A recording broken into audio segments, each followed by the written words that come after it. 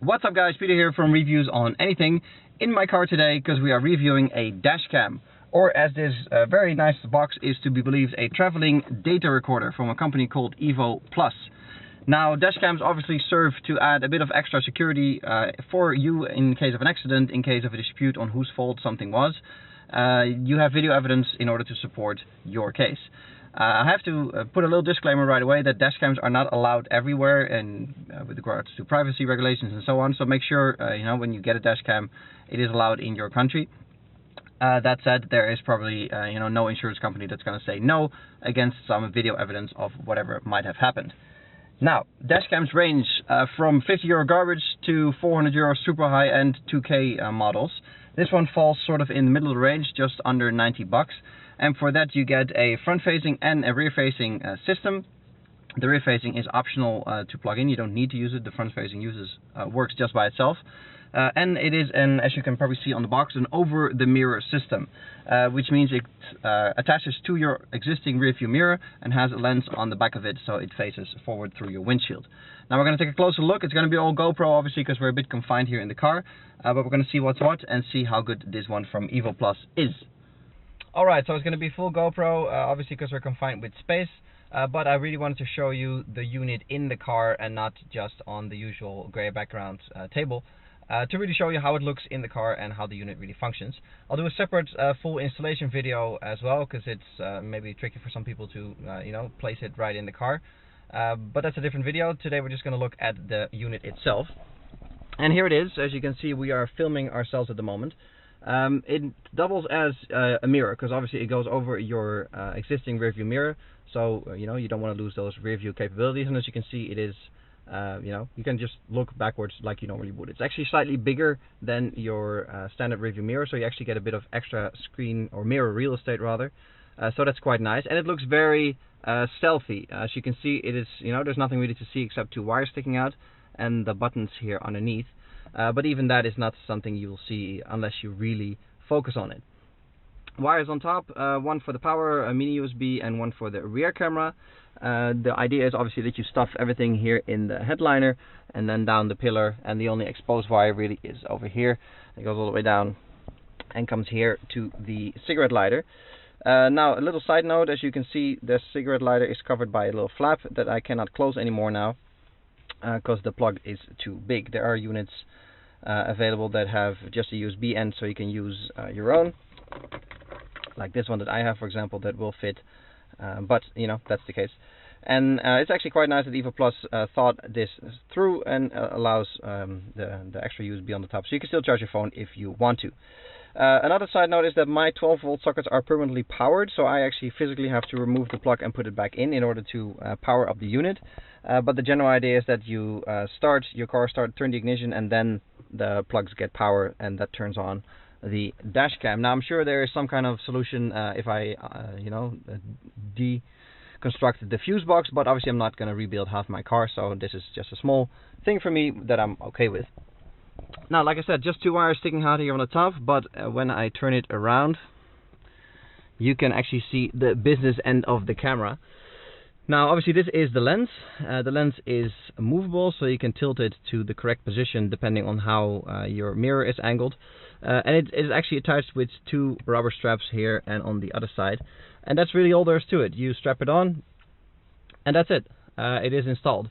Obviously you got to go through a little bit of a setup in the menu on how exactly you want it in terms of exposure, white balance. There's all kinds of features like lane guidance, lane departure warning, collision warning, and so on. So you can turn that all on and off depending on what you want.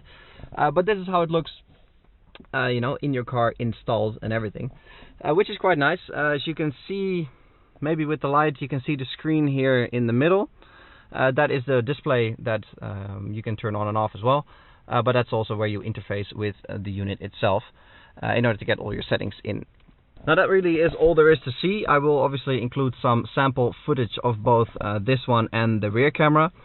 Things I don't like, not much really. I like the way it looks. I like the stealthiness. The goldness, it's not really my taste, but you hardly see it. And here on the front, I don't really mind. The operation is simple. The menu is easy, so you can really set it up all the way you want. But obviously we have to talk about the image quality. That is up to the price, I'd say. It's not the best quality in the world. It is 1080p, but this camera really struggles when there's anything less than perfect conditions. So when it's nice and sunny out and the sun is not shining straight into your car, then all is well. It makes pretty good footage that I'll include.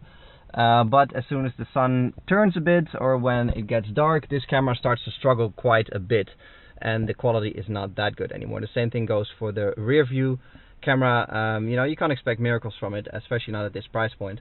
But you know, most of the time it does a very good job in you know, being clear, be able to read license plates and so on. So you know, no problems there whatsoever. But yeah, when the conditions get a bit trickier, then you know, the camera starts to not fall apart but struggle quite a bit with conditions. Now you can go into the menu, into the setup, and make that you know, slightly better with exposure, white balance, and so on, to make sure it's you know, it does the best job it possibly can. But there's only so much you can do, obviously, with the hardware. So the dual camera setup from EVOPLUS, what do we make of it in the end? I like it for what it is. At this price point, you know, you can't expect 4K video and crazy resolutions and anything else. So let's be realistic on what it is. It is not a budget cam by any means, but it's certainly on the less expensive end of the spectrum. For that, you get, I think, a pretty stylish unit that looks good, very stealthy, very unobtrusive in your car. You don't have a giant thing hanging out here. It's just you know, on the spot where your rearview mirror would normally be anyway. And I think it does a great job in giving you options through the menu on how you want your footage back. And I think it also does a great job in capturing, you know, your everyday driving without making too much fuss about itself. You get a 16 gig SD card included, so that's quite nice. It's really, you know, plug and play. You can get going right away. I would have liked to have seen a bit longer cables, but that's, you know, I drive an exceptionally big car. Any car sort of, let's say, one class lower and smaller, no problem whatsoever to make sure it fits properly.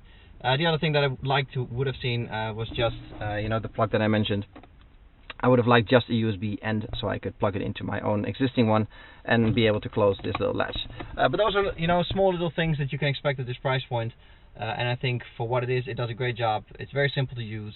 And this could be sort of your first step into the dash cam game.